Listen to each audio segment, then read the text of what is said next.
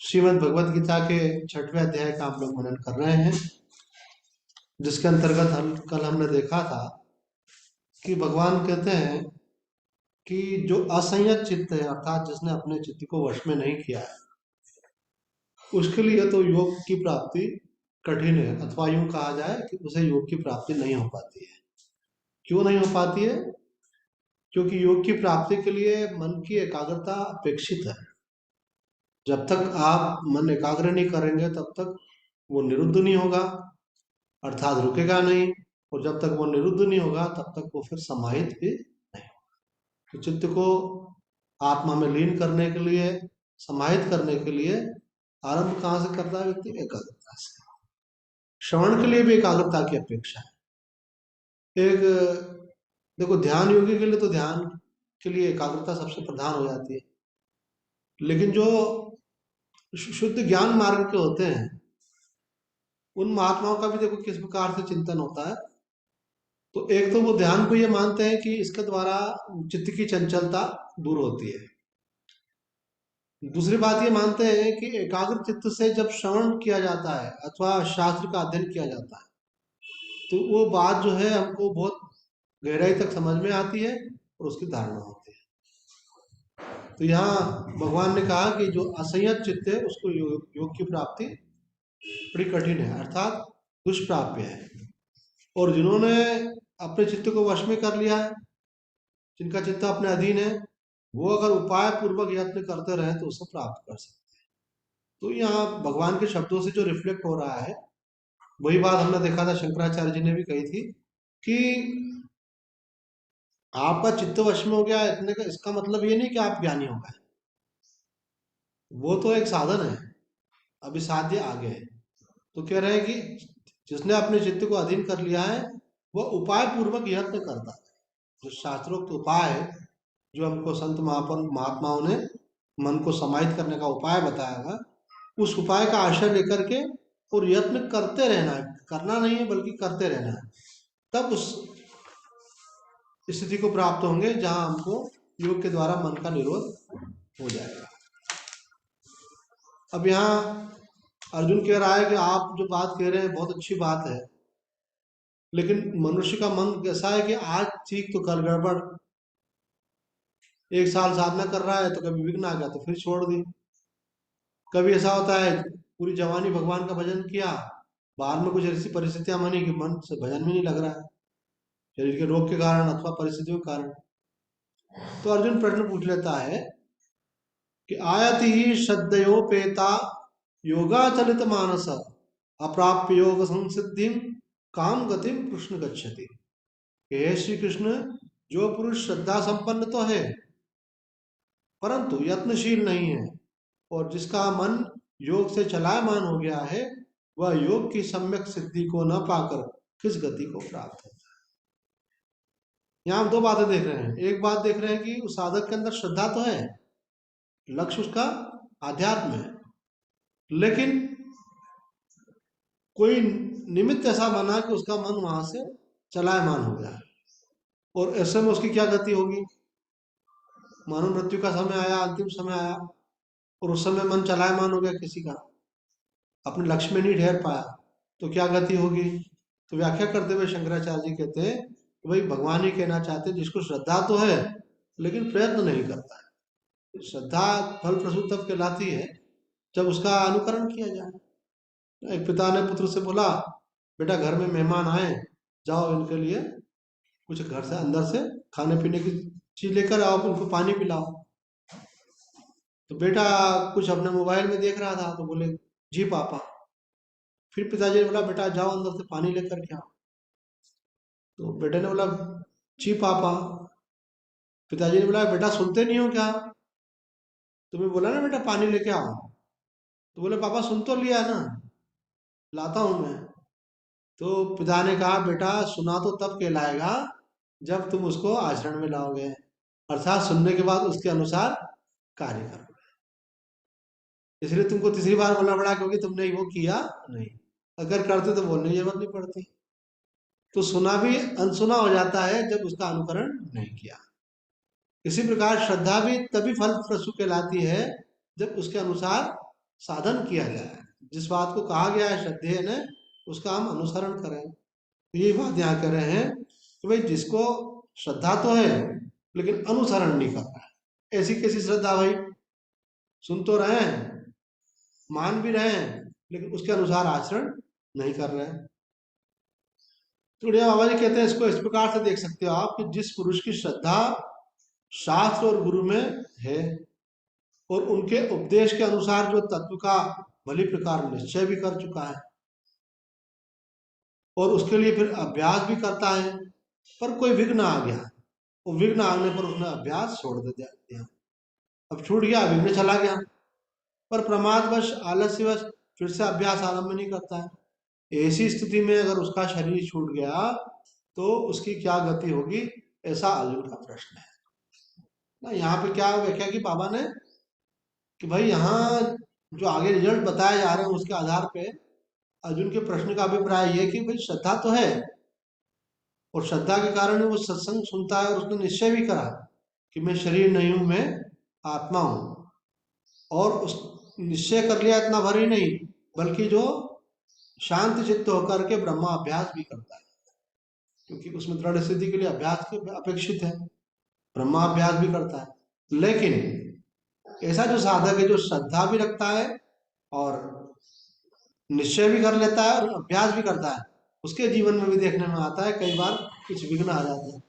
उन विघ्नों के आने से साधक का मन विचलित होता है और वो साधन छूट जाता है।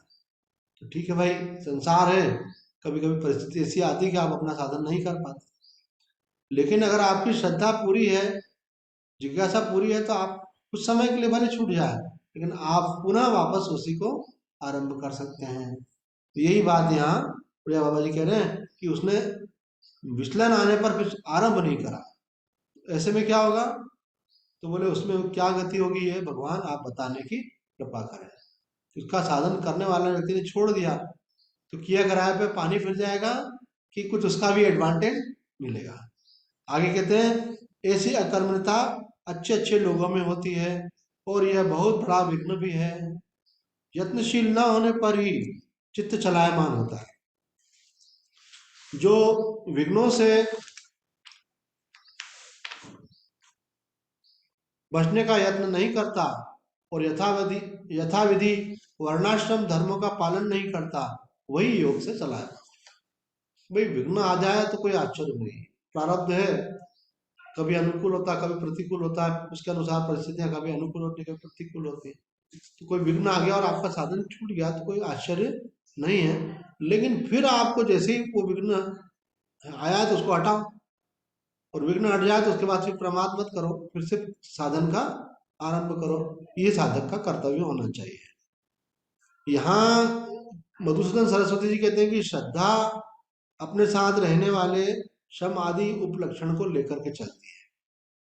अर्थात आप जब भगवान कह रहे हैं कि जिस साधक के अंदर श्रद्धा है, तो ऐसा मत समझो कि केवल श्रद्धा है, बल्कि उसको क्या समझो, उसके अंदर विवेक भी है, वैराग्य भी है, शम, दम, उपरति और समाधान, ये भी साथ में लेकर आइए, क्योंकि श्रद्धा के साथ ये 5 चीजें और आती है, शम, दम, तितिक्षा, उपरति, श्रद्धा और समाधान, सब साथ में है। तो ये सब जिसके अंदर है, अतः साधन चतुष्ट से वो संपन्न है। और ऐसा साधक जो है गुरु के पास ज्ञान का उपदेश सुनने के लिए गया, उन्होंने वेदांत वाक्यों का श्रवण किया, पर क्या हुआ कि ज्ञान का श्रवण तो किया, निश्चय करने जा रहा है, वो अभी साधन में लगा हुआ है, पर आयु की अल्पता है, समय पूरा हो गया, आयु कभी भी जा सकती, शरीर श्रवण तो किया लेकिन अनुभव नहीं किया अभी, और शरीर छूट गया। अथवा उसका मरण काल में उसका मन व्याकुल हो गया, पहले उसने सब श्रवण तो सब कर लिया लेकिन उसका मन उसमें टिक नहीं पाया, किसी कारण से उसके अंदर चित्त में व्याकुलता आ गई। तो ऐसा जो चलित चित्त है, उस व्यक्ति को तत्व साक्षात्कार न हो सकने पर मृत्यु उपरांत किस प्रकार की गति प्राप्त होती है। यहाँ पे किसी ने भी साधक को सामान्य नहीं माना। यहाँ जो साधक है वो श्रद्धा से संपन्न है, और श्रद्धा से संपन्न होने के कारण यहाँ पे कहा है कि वो तो साधन चतुष्ट संपन्न भी है, ऐसी उसमें सामर्थ्य है इंद्रियों का निग्रह करता है, मन का निग्रह करता है, वैराग्य है उसके अंदर, और मन में समाधान का भाव रखता है, और मुक्त होने की इच्छा भी है, और फिर वो गुरु के पास जाकर के ज्ञान का श्रवण कर रहा है। श्रवण किया, कुछ अभ्यास किया, लेकिन आयु की पूर्णता होने आ गई, अथवा अभ्यास किया और मरण काल में जो है कुछ संस्कार ऐसे जागृत हो गए, मन विचलित हो गया, तो पहले किए हुए अभ्यास का परिणाम क्या होगा, उसकी क्या गति होगी, ये अर्जुन मानो इस प्रश्न के माध्यम से पूछना चाह रहे हैं। अब स्वामी जी कहते हैं, देखो, जिसकी साधना में, अर्थात जब ध्यान, सत्संग, स्वाध्याय आदि में रुचि और श्रद्धा है, परंतु शरीर मन वश में नहीं है, ऐसा साधक अंत समय में विषयों का चिंतन होने से, लोभ से विचलित हो जाने पर किस गति को प्राप्त होगा। यहाँ पे एक कदम आगे बढ़ करके बताया कि उसकी क्या गति होगी। जिस साधक का शरीर और मन वश में नहीं है और उसका मन विषय चिंतन में चला गया, हालांकि वो क्या करता है, वो जप भी करता है, वो ध्यान भी करता है, वो सत्संग भी करता है, उसकी श्रद्धा फलप्रसू है। ऐसे नहीं है कि वो केवल बोलता है मैं भगवान को मानता हूँ और भगवान की नहीं मानता, वो भगवान की भी मानता है, अर्थात वो साधना भी करता है। पर अंत समय में क्या हुआ, आखिरी का समय जब आया, उसका मन भगवान से हट करके विषयों में चला गया। तो ऐसे व्यक्ति की क्या गति होगी आगे। तात्पर्य ये है कि क्योंकि साधक है, तो यहाँ बाबा के स्वामी जी कहते हैं कि वो पाप तो पहले ही छोड़ देता है, क्योंकि उसको उसका लक्ष्य बन गया है, मुझे परमात्मा को पाना है, तो पाप तो पहले ही छोड़ देता है। दूसरी बात, सत्संग सुनता रहता है, तो उसके मन से ये भी बात हट जाती है कि मुझे संसार, मेरे जीवन का लक्ष्य शुभ भोग है। ये तो साधारण संसारी व्यक्ति का रहता है। तो बोले उसको स्वर्ग की कामना भी नहीं है। स्वर्ग की कामना का दूसरा मतलब क्या होता है, सुख की कामना। संसार में व्यक्ति रहता है ना, तो वो चाहता है कि ऐसा मकान होना चाहिए कि जैसा किसी का भी नहीं हो, और ऐसा सुख मिलना चाहिए जैसा किसी को भी आज मिला हो कि नहीं मिला हो, मुझे मिला है। और बुढ़ापा आना नहीं चाहिए, बीमारी आना नहीं चाहिए, और बहुत आसानी से सब भोग उपलब्ध होना चाहिए, और जब तक चाहे उनको भोग, इंद्रियों की सामर्थ्य घटना नहीं चाहिए। तो ऐसी जो लालसा, इसी का नाम है स्वर्ग की लालसा, क्योंकि स्वर्ग में बुढ़ापा नहीं आता, मृत्यु, वहां पे बीमारी नहीं आती है, वहां पे इच्छा मात्र से भोगों की प्राप्ति होती है। तो कहते हैं कि ये जो साधक है, ये इसको ऐसी कोई कामना नहीं होती। कल ही हमें कोई साधक बोल रहे थे ऐसा कि स्वामी जी, मेरे को कभी ये नहीं लगता है कि मेरे पास और अधिक धन है, मुझे ये भी नहीं लगता है कि मेरे को अधिक मान प्रतिष्ठा मिले, मुझे ये भी नहीं लगता है कि मैं संसार में बहुत कुछ अभी भोगने के लिए बाकी है, देखने के लिए, अनुभव करने के लिए बाकी है, लेकिन उनका अनुभव करूं। बोले जो हो गया वो भी बहुत हो गया, जो है वही पर्याप्त, प्राप्त है वही पर्याप्त है, ऐसी मन की स्थिति है। तो कहते हैं कि ना तो उस व्यक्ति को किसी पाप में प्रवृत्ति है, और ना उसको कोई सांसारिक सुख की लिप्सा है। ऐसा जो साधक है, वो श्रद्धा तो रखता है, साधना में लगा हुआ भी है, पर बाद में उसका चिंतन जो है दूसरी दिशा में चला गया, अर्थात विषयों की तरफ चला गया। तो उसकी क्या गति होगी, भगवान को बोल रहे हैं कृष्ण, उसकी क्या गति होगी। भगवान का यहाँ पे क्या नाम दिया है, कृष्ण। तो यहाँ पे कृष्ण शब्द का अर्थ करते हुए स्वामी जी कहते हैं कि संपूर्ण प्राणियों को खींचने वाले योग से विचलित हुए साधक को आप किधर खींचोगे, उसकी उसको आप कौन सी गति प्रदान करोगे, यह मेरी जिज्ञासा। बोला आप संसार को सबको खींचने वाले हो, कृष्ण होने से कर्षति थी कृष्ण। तो आप बताइए, ऐसा जो साधक है, जो आपका पहले भजन करता था और एक समय आने पर उसका ध्यान आपसे हट गया, तो उसको आप किस तरफ लेकर के जाओगे, अपने अपने धाम में ले जाओगे, मोक्ष में ले जाओगे, अथवा उसकी कोई स्वर्ग नरक आदि में गति करोगे। ऐसा अर्जुन का प्रश्न को स्पष्ट किया महात्माओं ने। अब अर्जुन अपने प्रश्न को और आगे बढ़ाते हुए कहता है, कच्चिन्नो भय विभ्रष्ट छिन्ना भ्रमेव नश्यति, अप्रतिष्ठो महाबाहो विमूढ़ो ब्रह्मण पथि। अर्थात हे महाबाहो, ब्रह्म प्राप्ति के मार्ग में प्रतिष्ठित न रहने वाला यह विमूढ़ साधक साधक छिन्न भिन्न हुए बादलों के समान लोक और परलोक दोनों ओर से भ्रष्ट होकर कहीं नष्ट तो नहीं हो जाता। अर्जुन का क्या प्रश्न है कि भाई वो लगा था ब्रह्म प्राप्ति के मार्ग में और बाद में विचलित हो गया। तो बोले जैसे एक बादल दूसरे बादल से अलग होकर के दूर हो जाता है, फिर अन्य बादल की तरफ जाता है, मानो उस तक पहुंचने के पहले ही वो छिन्न भिन्न हो गया। तो आपने संसार का आश्रय तो छोड़ा और भगवान की तरफ बढ़े, लेकिन भगवान की साक्षात्कार की जो स्थिति है, भगवान की अनुभूति की जो स्थिति है, वहां तक पहुंचने के पहले ही आपका मन वहां से हट गया, तो क्या होगा? अर्थात शरीर छूट गया मानो, तो क्या होगा? ऐसा तो नहीं कि संसार भी नहीं मिला और भगवान भी, कहते हैं न रोटी मिली न राम बोले ऐसी स्थिति हो जाएगी क्या? तो यहाँ शंकराचार्य जी कह रहे हैं देखो इसकी स्थिति को ऐसा नहीं मानना चाहिए। यहाँ पे जो कहा है विमूढ़ो ब्रह्मण पति का अर्थ करते हुए कहते हैं कि ब्रह्म प्राप्ति के मार्ग में मोहित हुए पुरुष कर्म मार्ग और ज्ञान मार्ग दोनों ओर से भ्रष्ट नहीं हो जाता। कि वो उसका अर्थ उस अर्थ में ले रहे हैं कि कोई व्यक्ति संसार के कार्यों में लगा हुआ था, व्यवहारों में लगा हुआ था, कर्म में लगा हुआ था और मानो कर्मयोग का आचरण भी करता था कि निष्काम भाव से भगवत अर्पण बुद्धि से मैं कर्म करूं। ऐसे में किसी ने बताया भाई काम में लगे रहोगे तो सत्संग कब सुनोगे, और सत्संग सुन भी लिया तो उसका मनन कैसे करोगे, और मनन किया भी तो उसका निश्चय करके समाधि कैसे लगाओगे? तुमको तुम्हारा तो जीवन व्यर्थ हो जाएगा। उन्होंने कर्म मार्ग छोड़ करके ज्ञान मार्ग, अब आ तो गया लेकिन उसकी स्थिति बनने के पहले ही उसका मन विचलित हो गया। तो ये बात यहाँ पे कह रहे हैं कि ऐसा व्यक्ति जो न कर्म मार्ग का आश्रय ले पाया न ज्ञान मार्ग का, ऐसे व्यक्ति की क्या गति होगी? उड़िया बाबा ने इस विषय में स्पष्ट करते हुए कहा है, मूढ़ जो अज्ञानवश बुरा काम करे और विमूढ़ वो जो जानबूझकर बुरा काम करे। ब्रह्म प्राप्ति के मार्ग में यथोचित न चलने के कारण जिस ब्रह्म प्राप्ति न हो सके उस व्यक्ति को यहाँ पर योग भ्रष्ट कहा गया है। उड़िया बाबा जी समझा रहे हैं यहाँ पर कि दो प्रकार के लोग होते हैं, एक होते हैं मूढ़ और एक होते हैं विमूढ़। बोले मूढ़ कौन होते हैं? मूढ़ वो होते हैं कि जो अज्ञानवश कोई गलती करते हैं, बोले उनको अकल नहीं है इसलिए भगवान का भजन नहीं कर रहे हैं, सत्संग नहीं कर रहे हैं और माया के मोह के अंदर फंसे हुए हैं, उसी की प्राप्ति और उसी की स्थिरता चाहते हैं। तो संसार में लोग चाहते हैं सुख मिले, तो जो मिल गया है बना रहे हैं। बोले कब तक? बोले जब तक मर नहीं जाए तब तक। तो मानो उसमें उन्होंने लगा दिया, कोई लाइफ का उनका एम होता है। तो ये क्या कहलाएंगे? मूढ़। इनको मालूम ही नहीं है कि जीवन का लक्ष्य कुछ और है। एक दूसरे लोग हैं वो विमूढ़ है। भगवान यहाँ जो है विमूढ़ की बात कर रहे हैं। विमूढ़ कैसे होते हैं? जिन्होंने सत्संग तो सुना, धर्म ग्रंथों का अध्ययन तो किया और उनको बात समझ में भी आई कि जीवन का वास्तविक प्राप्तव्य परमात्मा है और हम उनको उसकी प्राप्ति के लिए, शांति की प्राप्ति के लिए भजन करेंगे, सत्संग करेंगे, लेकिन हुआ क्या?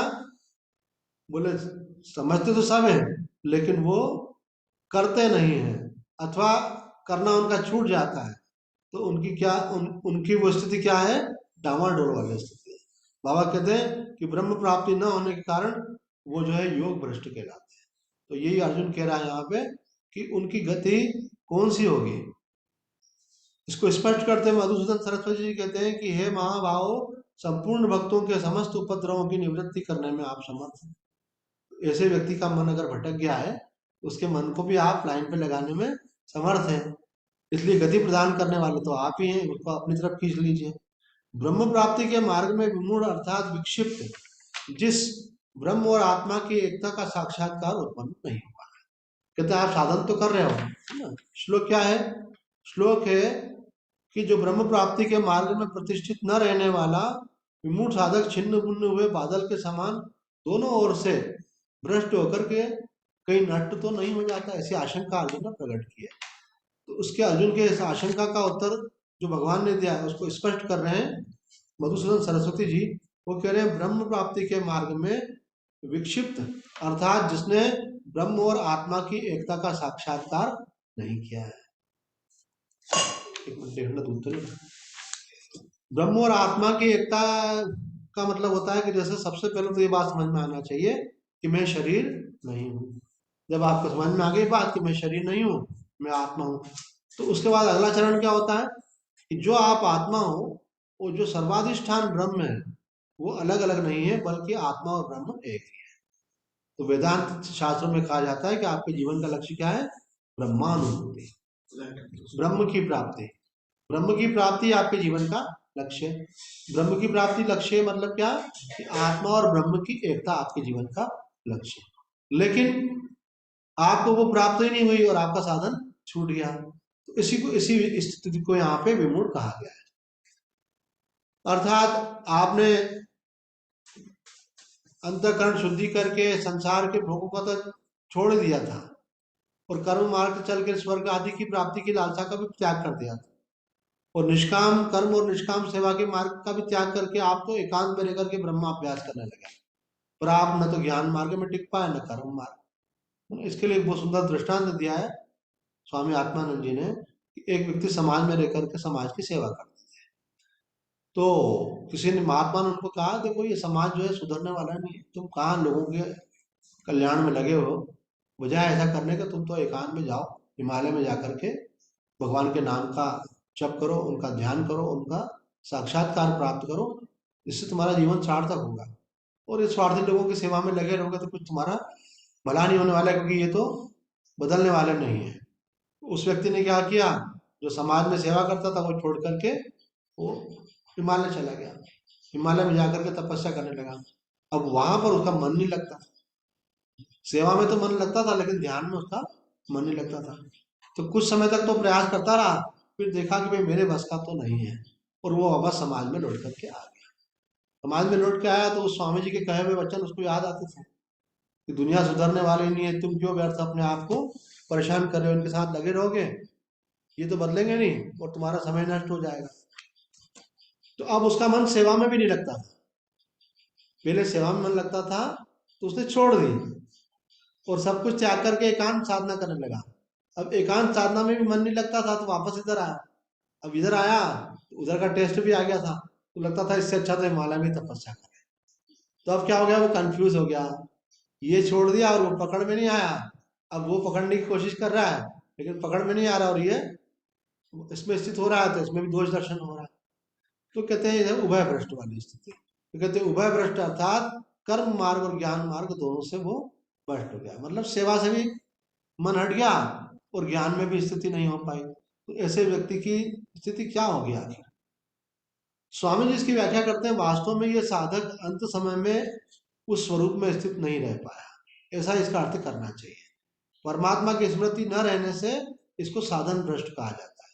इसका तात्पर्य यही है कि उसने संसार को तो छोड़ दिया, पर परमात्मा की प्राप्ति का जो साधन वो कर रहा था उस साधन से वो विचलित हो गया, मोहित हो गया। ऐसे में उसकी क्या करें, मतलब संसार का कई तो बिल्कुल साधु ही बन जाते हैं, और कई लोग साधु नहीं बनते हैं तो काम छोड़ करके भगवान का भजन करने में लग जाते हैं, अपने घरों में करते हैं, वानप्रस्थ जीवन जी रहे हैं, रिटायर्ड लाइफ जी रहे हैं। अब कर तो ये रहे और वो जो कर्तव्य था उसका तो त्याग कर दिया उन्होंने, क्योंकि उनको उसमें मन नहीं लगता था, वैराग्य का भाव था। पर यहाँ से भी विचलित हो गए किसी कारण से, तो आखिर क्या गति होगी, वो भी छूट गया और ये भी सफल नहीं हो पाया। हमारा पूज्य स्वामी कृष्णानंद जी बोलते थे दो तरह के होते हैं, एक साधन भ्रष्ट और एक लक्ष्य भ्रष्ट। तो बोले भाई साधन भ्रष्ट को तो आगे फिर गति प्राप्त हो जाती है लेकिन लक्ष्य भ्रष्ट को नहीं होती।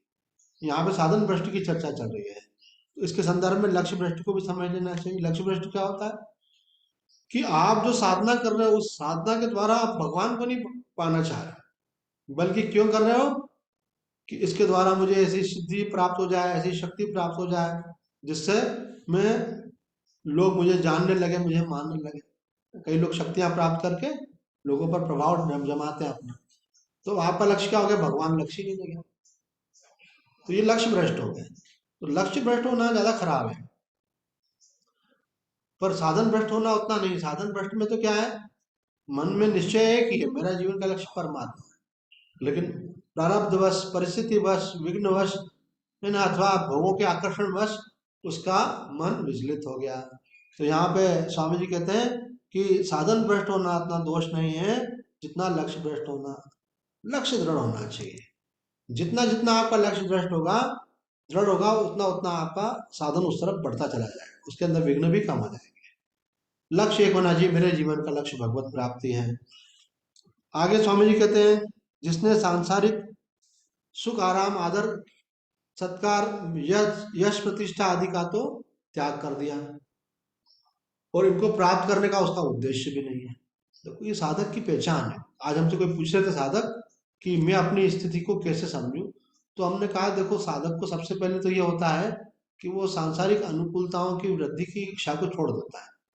वो ये नहीं चाहता, वो चाहता है जीवन निर्वाह करना, सुख की इच्छा नहीं रखता है। निर्वाह निर्वाह तो स्वाभाविक है, आवश्यकता की पूर्ति करता है, इच्छाओं की पूर्ति में वो नहीं लगता। क्योंकि इच्छाओं की पूर्ति क्या है कि आप एक इच्छा की पूर्ति करोगे, बहुत मेहनत करके धन संग्रह करके, फिर आप देखोगे दूसरी इच्छा आ जाएगी, फिर उसकी पूर्ति में लगोगे तो आपका जीवन सारा एक के बाद एक में चला जाएगा। हर बार मन नई नई मांग करता रहेगा। तो स्वामी जी कह रहे हैं ये जो साधक है जिसकी चर्चा अर्जुन कह कर रहे हैं, उसमें ऐसा समझना चाहिए उसने सुख और आराम का तो परित्याग कर दिया।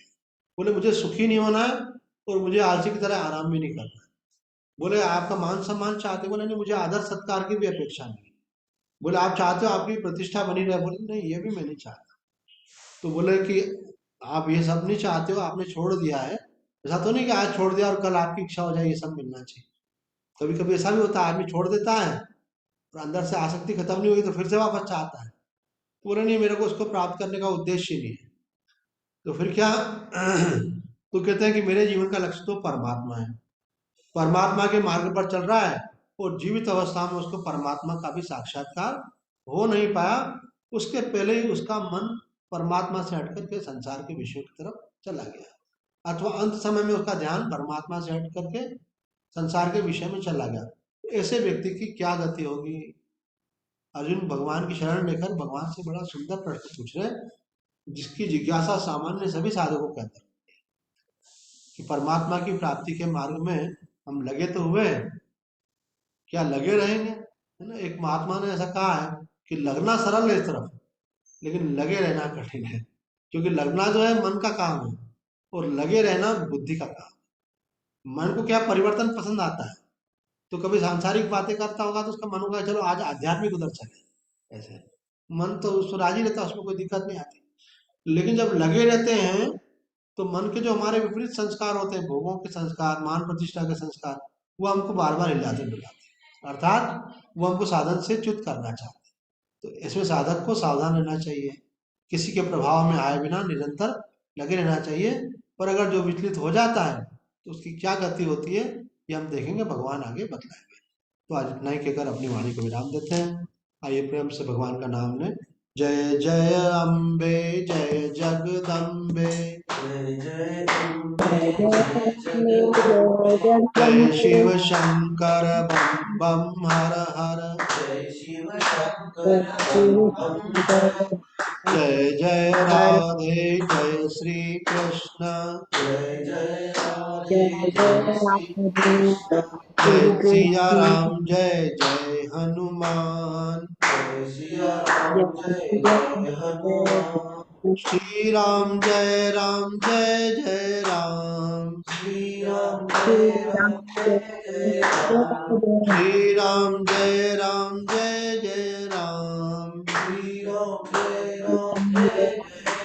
सच्चिदानंद भगवान की जय। धर्म की जय हो, अधर्म का नाश हो, प्राणियों में सद्भावना हो, विश्व का कल्याण हो, गौ माता की रक्षा हो, सनातन धर्म की जय हो। हर हर महादेव।